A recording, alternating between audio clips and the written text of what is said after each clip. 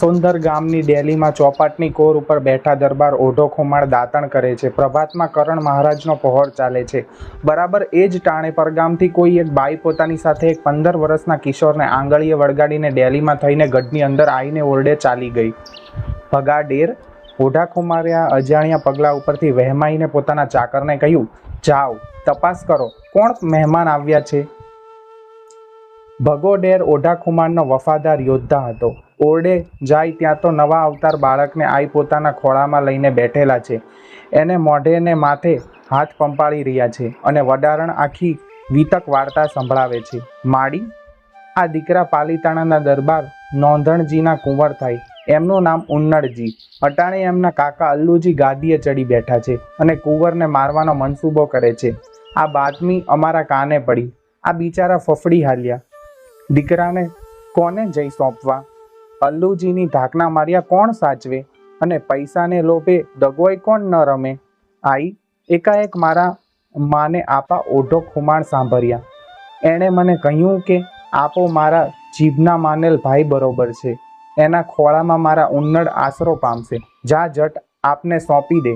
વીરને કહેજે કે બોન ઓળખતી પાળકતી નથી તોય ભાઈ કહીને ભાણેજના રખવાળા ભળાવે છે.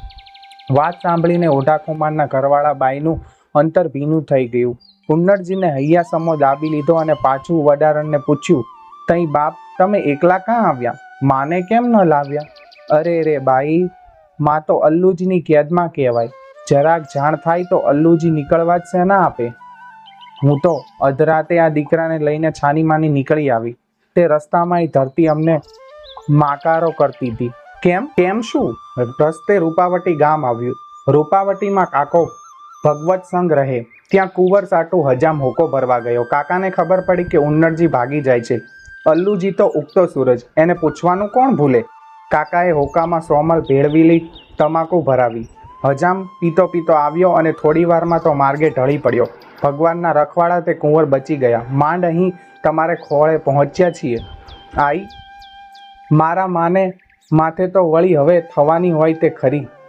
ભગા ડેર આઈએ કહ્યું, કુંવર ઉન્નડજીને ડેલીએ તેડી જાઓ અને કાઠીને કહેજો કે આંખ્યું નહીં ઓળખાણ વિનાની રાજપૂતાણીએ વિશ્વાસે વીર પહલી માંગેલ છે.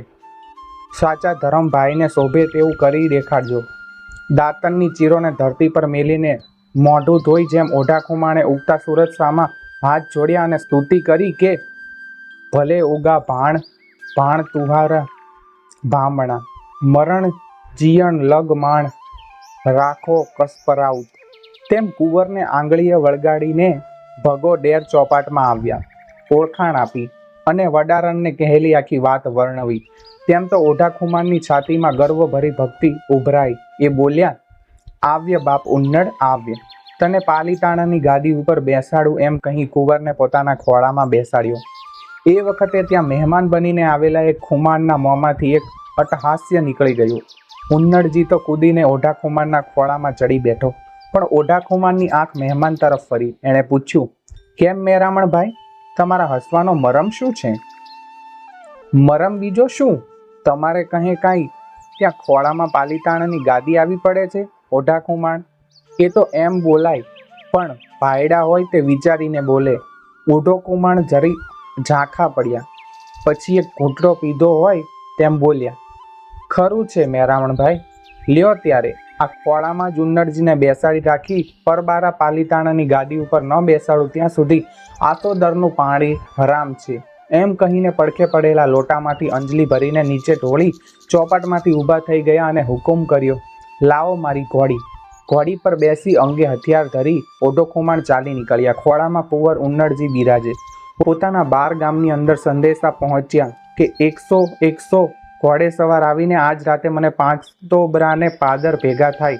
એ પ્રમાણે 1200 શસ્ત્રધારી યોદ્ધાઓ ઘોડે આવીને 5 તોબરામાં હણહણી ઉઠ્યા. રાતને બીજે પહોરે ચીબરી બોલી. એ ચીબરીની ભાષા પારખીને સાથેનો સુકનવાળી મેર બોલ્યો, આપા જો અત્યારે ઘોડા ઉપરડો તો સુકન કહે છે કે એક પણ યોદ્ધાને એક છોડ ફાડ પણ ઈજા નહીં થાય. વિના જોખમે પાલીતાણું લેવાશે. ફોજ ચડી ચૂકી. પોહ ફાટતા પાલીતાણાને પાદર પહોંચ્યા. દરવાજો ખોલ્યો કે તરત જ તમામ પાલીતાણાની અંદર પેસી ગયા અને ધીંગાણું આદર્યું. રાજના અમીરોએ, પ્રજાજનોએ અને સૈનિકોએ ઓઢા ખુમાણના ખોળામાં ઉન્નતજીને બેઠેલા દીધા એટલે તમામ ખસી ગયા. તમામ સમજી ગયા કે આ યુદ્ધ સ્વાર્થનું નથી, પોતાના બાળરાજાના હિતનું છે. કોઈએ સામા શસ્ત્ર ન ઉગામ્યા. પણ દરબારગઢની ડેલી ઉપર કેસર ભાથી નામનો એક રાજપૂત પોતાના 80 ઘોડેસવારને લઈને સામે ઊભો રહ્યો.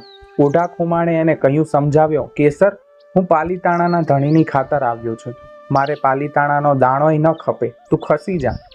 આપા ઓઢા ખુમાણ, આજ આ બુઢા દાંતની અંદર અલ્લુજીનું અન્ન ભર્યું છે. હું રાજપૂત છું, એક ભવમાં 2 ધણી નહીં કરું. કેસર ભાથીએ એવો જવાબ દઈને અવતાર દીપાવ્યો. ધીંગાણું જામ્યું. બંને બાજુ સુરવીરો હતા. કેસરના યોદ્ધા કપાવા લાગ્યા, ઓઢાના આદમીઓ પણ ઉડવા લાગ્યા.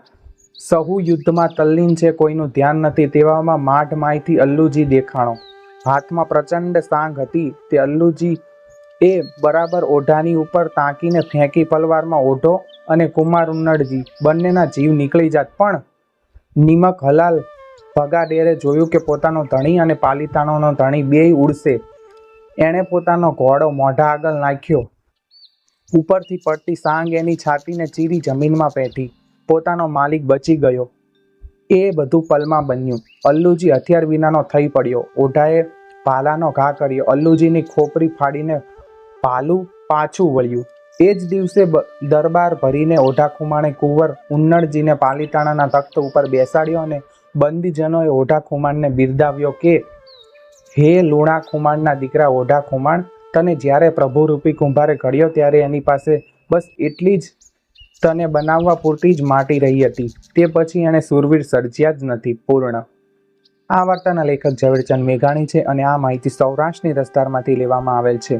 જો તમે આવી જ અન્ય સત્ય ઘટનાઓ, લોકવાર્તાઓ, પ્રેરણાત્મક સ્ટોરી અને ગુજરાતી લોક સાહિત્ય વાંચવા માંગતા હોય તો અમારી ચેનલ આપણું સાહિત્યને સબસ્ક્રાઇબ કરો, વિડીયોને લાઇક કરો, શેર કરો. બાકી મળીશું નવા વિડીયોમાં અમારી ચેનલમાં. ત્યાં સુધી જય હિન્દ, જય ભારત દોસ્તો.